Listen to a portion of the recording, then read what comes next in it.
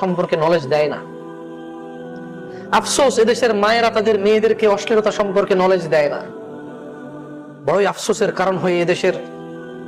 যারা দায়িত্ববান রয়েছে এর আফসোসের কারণ হয়ে দাঁড়িয়েছে যুবকদের জন্য। আপনি আমার কথাকে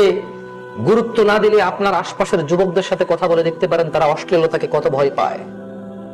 এবং আপনি ওদের সাথে কথা বলে দেখবেন যে 90%,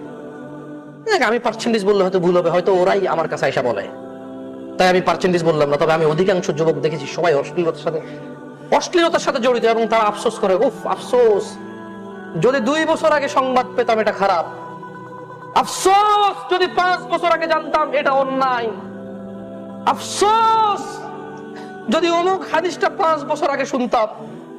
আফসোস আমি আজকে আফসোসের কারণ হইতো না আমার, আফসোস যদি আমি 5